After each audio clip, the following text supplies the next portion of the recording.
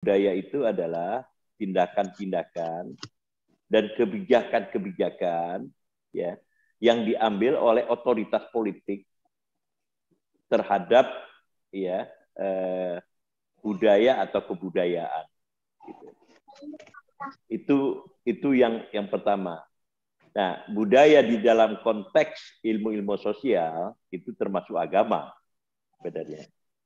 Jadi kalau Anda misalnya melihat ya ada program moderasi agama, itu adalah politik budaya yang dilakukan oleh negara ya untuk menciptakan sebuah ya situasi keagamaan yang kasarnya controllable gitu, di mana negara itu relatif ya bisa melihat dan mengenali perkembangannya. Itu yang pertama. Nah, yang kedua, kalau kita mau meneruskan apa yang disampaikan Husnul tadi, maka gerakan kultural ya sebagai penyeimbang dari apa yang saya sebut tadi, political party regime. Saya harus menekankan kembali ini political party regime ini karena tidak ada presiden ya tanpa ada dukungan partai politik. Tidak ada gubernur tanpa ada dukungan partai politik. Tidak ada bupati ya dan wali kota tanpa dukungan partai politik. Nah, ini yang saya sebut dengan political party regime.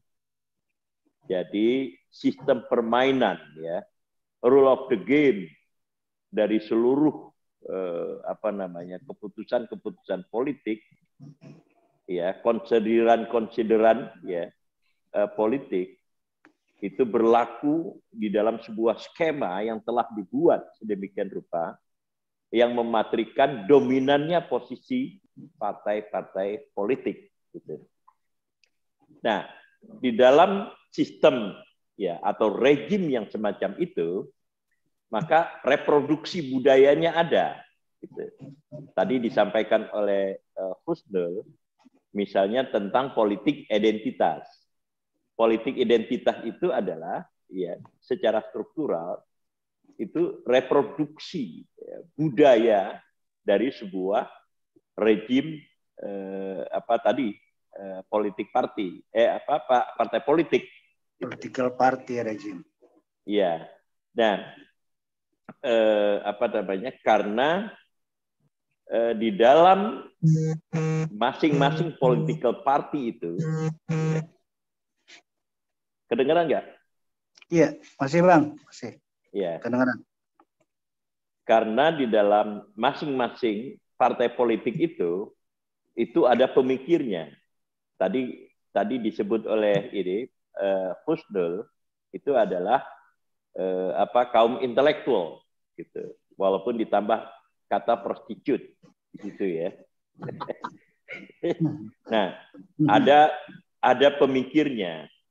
Nah, pemikirnya itu bisa dari dalam ya, maksud saya engage ya within ya political party, atau misalnya mereka berada di luar tetapi mendukung ya sebuah gagasan tertentu atau sebuah kelompok tertentu, lalu kemudian memberikan konseptualisasi terhadap eksistensi ya partai tertentu atau kekuatan tertentu, dan kemudian memberikan pembenaran logika terhadap kecenderungan pemikiran dari partai itu. Gitu. Nah, kalau kita lihat di dalam konteks ini, ya masih bergerak dari apa yang disampaikan oleh Husnul tadi, maka the real gerakan kultural itu adalah ya membangun atau kontestasi logika. Kontestasi logika yang kemudian mengcounter ya logika-logika yang dibangun oleh political authorities gitu. Nah, political authorities ini sengaja saya tambah S di situ ya. Maksudnya bukan buat dingin, tetapi untuk menunjukkan majemuknya ya, para pemegang wewenang politik itu tadi, mulai dari negara, ya, aparatur negara sampai kepada partai-partai politik tadi. Mereka punya persepsi tersendiri, punya definisi-definisi tersendiri terhadap realitas, gitu. Nah, definisi yang dibuat ya oleh political authorities ini tentu saja bias pada pengalaman mereka, tetapi di atas semuanya bias kepada kepentingan mereka sendiri, gitu. Nah, yang kemudian harus dikembangkan itu adalah apa yang pernah dirumuskan oleh antropolog kita dulu, gitu. Maksud saya kita itu adalah Amerika, Clifford Geertz, ya. Itu dia yang disebut dengan the struggle for the real, gitu. Nah, apa yang disebut dengan the struggle for the real itu, dia melihat politik Indonesia itu bukanlah ya sebuah gerakan yang mengartikulasikan kekuatan fisik, gitu, semata-mata, melainkan sebuah kontestasi tentang siapa yang paling berhak mendefinisikan realitas Indonesia. Itu ininya, gitu. Nah, sekarang ya kalau kita lihat begitu, maka kembali pada metode cara saya berpikir, gitu. Yang otoritatif itu siapa sekarang? Untuk memberikan counter terhadap definisi-definisi yang definisi tentang realitas Indonesia dan apa yang harus dilakukan yang dibuat oleh para ya political authorities itu tadi, gitu. Nah, disinilah kembali ya saya melihat karena Cak Nur ya tidak lagi bersama kita, karena Kiai Abdurrahman Wahid tidak lagi bersama kita, gitu. Maka yang ada dan continue ya ada bersama kita itu adalah lembaga-lembaga, gitu. Jadi kalau Nurholis Majid Society ini adalah legacy ya budaya dari Nurholis Majid ya, maka kemudian ada ini yang dibangun oleh Inayah Wahid itu apa? Wahid Institute ya. Wahid Institute. Ya, Wahid Institute itu adalah legacy dari Kiai Abdurrahman Wahid, gitu, yang sebenarnya pergerakan mereka itu adalah pada definisi-definisi, gitu. Memenangkan definisi mereka ya atas definisi lawan. Lawan dalam konteks ini lebih baik ya diperlembut menjadi partner di dalam konteks ini. Nah, lalu kemudian kita melihat ya Muhammadiyah, gitu, dan Nahdlatul Ulama. Pasti nggak saya itu Nahdlatul Ulama. Ya, ainnya pakai ain. Ainnya ya. Ya, oke. Ya. Lalu kemudian kelompok civil society lainnya. Nah, tetapi ya kita memang kemudian melihat ya satu situasi ya kontestasi ya. Kalau kembali ya saya kalau selalu menggunakan Clifford Geertz itu Helmi ya, almarhum ya, Ahmad Helmi suka ngeritik saya. Bang Fahri itu taunya cuma Clifford Geertz, katanya gitu. Tapi nggak apa-apa. Yang kita lihat di dalam konteks ini adalah kekuatan-kekuatan di luar negara. Ya, kekuatan-kekuatan di luar negara yang tampil ya memberikan rumusan tertentu dan dianggap otoritatif oleh para pendengarnya. Yang saya maksud pendengarnya itu adalah umat. Itu tadi, gitu. Jadi kekuatan-kekuatan kalau kita menggunakan apa yang dikatakan oleh oleh Benedict Anderson, itu disebut dengan extra state forces, kekuatan-kekuatan di luar negara. Nah, itulah yang disebut Husnul tadi, 411 dengan 211 gitu. Nah, di sini itu harus kita anggap juga salah satu ya resources secara teoritis ya, resources ya dari gerakan kultural itu. Jadi extra state forces gitu. Nah, mereka punya pandangan-pandangan tertentu yang secara terus-menerus ya melahirkan ya interpretasi-interpretasi di luar apa yang diharapkan oleh negara. Nah, negara yang tadi saya katakan, yang diharapkan itu adalah moderasi beragama. Sementara kemudian, ya tokoh-tokoh yang melahirkan 411 dengan 211 itu dianggap di luar skema dari moderasi agama. Nah, di samping itu kemudian muncul dunia pesantren. Dunia pesantren kita tahu itu sangat tua, ya. Sangat tua di dalam pengertian bahwa kalau kita menggunakan apa yang disampaikan oleh Zamakhsyari Dhafir ya di dalam bukunya ya, disertasinya yang membuka pikiran ya, yang bersifat pioneer itu tadi, maka pandangan-pandangan dari dunia pesantren itu ya yang disebut oleh Zamakhsyari Dhafir itu adalah kaum Islam tradisional, itu pandangan-pandangan mereka atau pegangan pandangan mereka itu adalah pada pikiran-pikiran keislaman yang berkembang dari abad ke-7. Yang dimaksud abad ke-7 itu adalah abadnya Nabi Muhammad, yaitu abad 600 ya, sampai dengan abad ke-14. Jadi 1300-an. Nah, sistem gagasan itulah yang dipegang oleh ya, dipelajari menurut Zamakhsyari Dhafir di dalam dunia pesantren.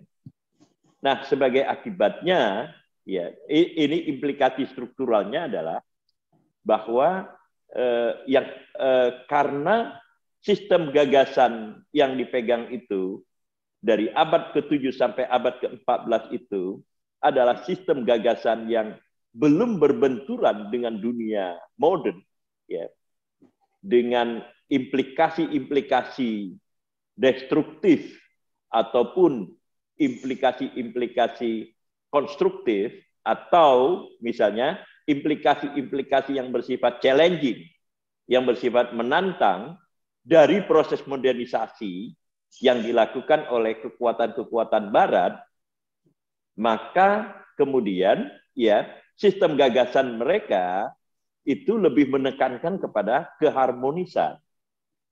Keharmonisan antara sesama, keharmonisan antara antara alam, keharmonisan dengan budaya-budaya yang berkembang pada tingkat lokal gitu.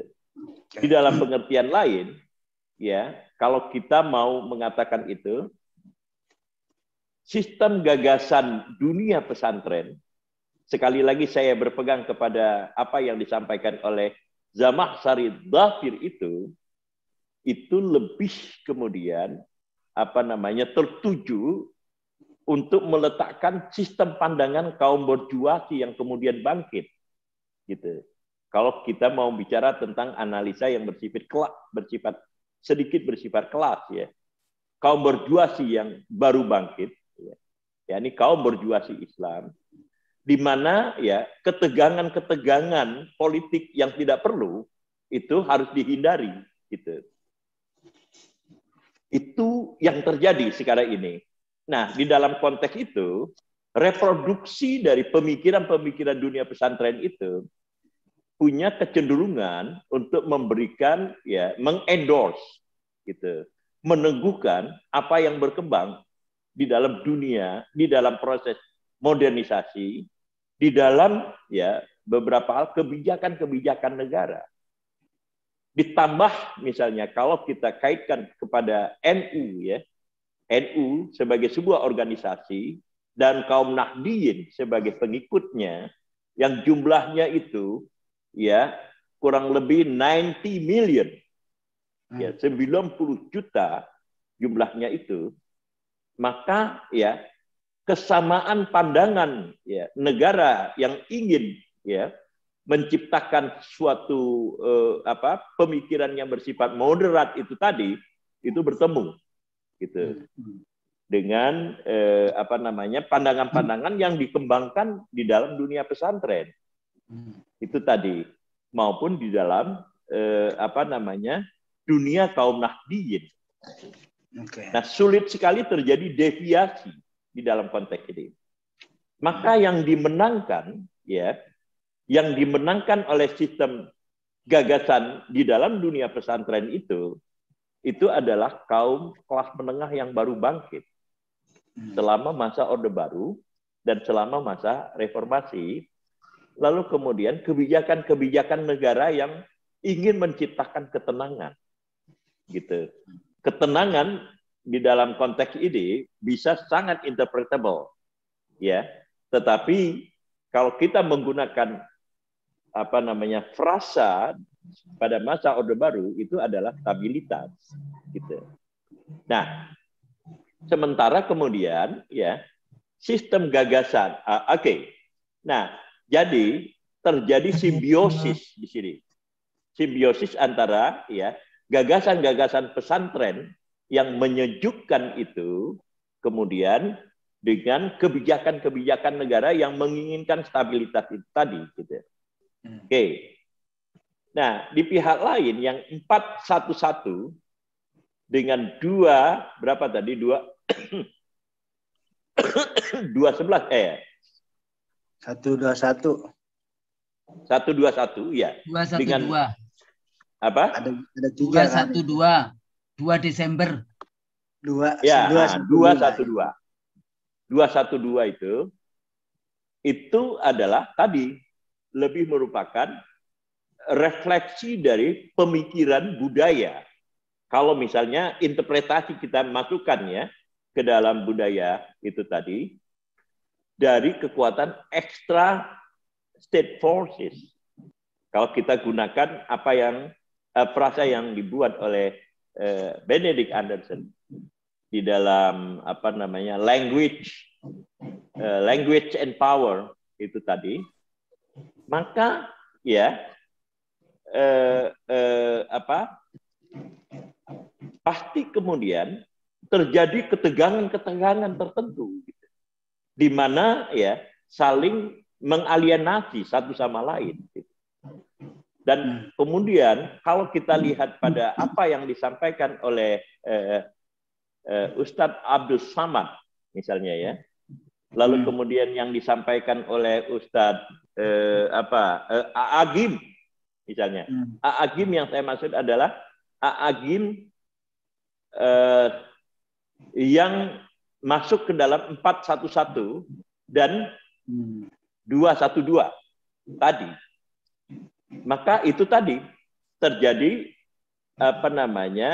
disosiasi di antara sumber-sumber yang kita anggap sebagai kekuatan budaya yang pada dasarnya bersifat potensial untuk menciptakan apa yang dimaksud oleh Nurholis Majid Society sebagai cultural movement gitu, gerakan budaya gitu.